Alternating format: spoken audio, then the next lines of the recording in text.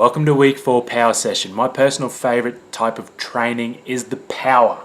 Other terms you may have heard are ballistics training, plyometrics, type 2 muscle fiber training, fast twitch muscle fiber training. These are all in the same basket. So the benefits of power training: have you ever wanted to drive the ball further? Have you ever wanted longer iron play?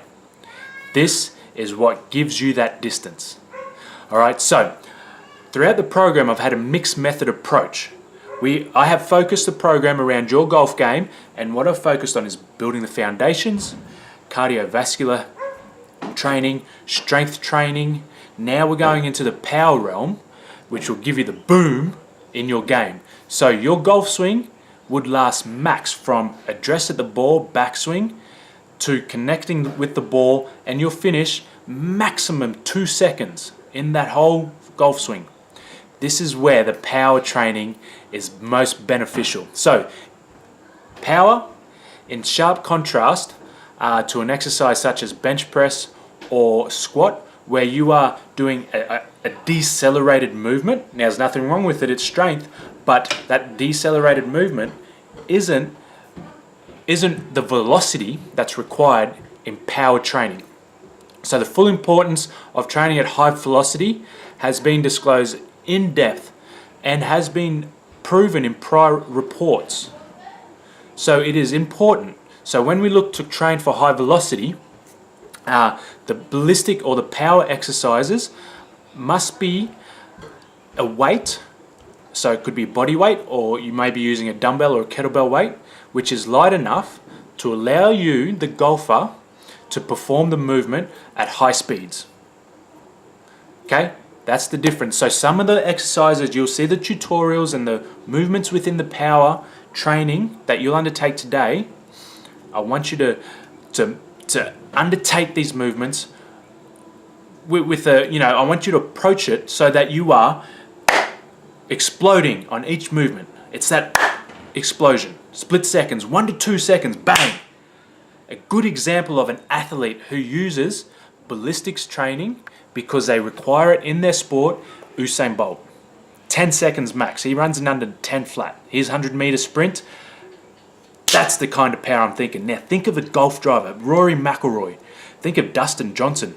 When they hit that ball and it freaking drives 300 meters, 350, sometimes close to 400 meters. They work in yards, so it's a bit less.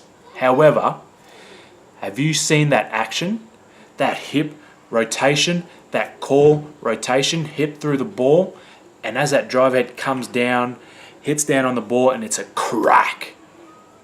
That all takes, for the professionals, anywhere between 1 to 1.5 seconds. Amateurs are 1.5 seconds to probably about 1.8 seconds, so we're in the splits.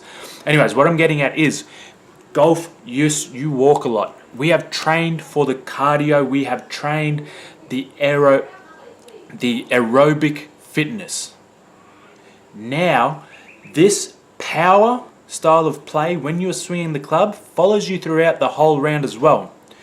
Okay, we just rely on it, or we need to call upon these types of muscles every now and then as we are walking to our balls. So the muscles that we engage, okay, the fast twitch muscles, the type 2 muscles, we need to train them so then they don't fatigue. So we can see out the full 18 holes and still drive that ball down a par 5 on 18, 250, 300 meters.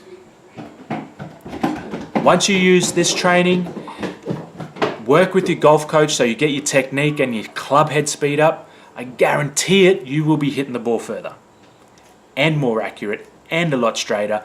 Then the next step is you can draw, you can fade the ball however you like. So guys, lastly, this is what I want to finish off on. You must warm up. I'm doing this part of the video, I'm bringing this up last because I want it to be the last thing that you remember as well. Warm up, warm down, stretch. The reason why is when we introduce power and plyometrics and ballistics training, you increase your risk of injury immensely. If you have never done this style of training, or you have not done this style of training for some time, you must warm up. I am not joking, and you must warm down. Hear me now, as your coach, please undertake the warm up and warm down. You will reduce your rate of injury or your risk of injury. And this high intensity, high volume, the power engaging workout or the power engaging motion of your muscles is so susceptible to risk. I cannot stress or I cannot emphasize the importance that you warm up and warm down.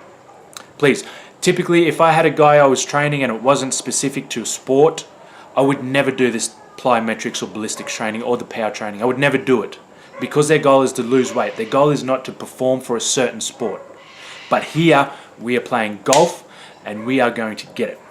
So guys, warm up, warm down. It is important. Okay, go out, enjoy this, look at the tutorials. If you feel any sort of niggling injury, just stop. Any questions, don't hesitate to ask, and then get out there and do the power stuff.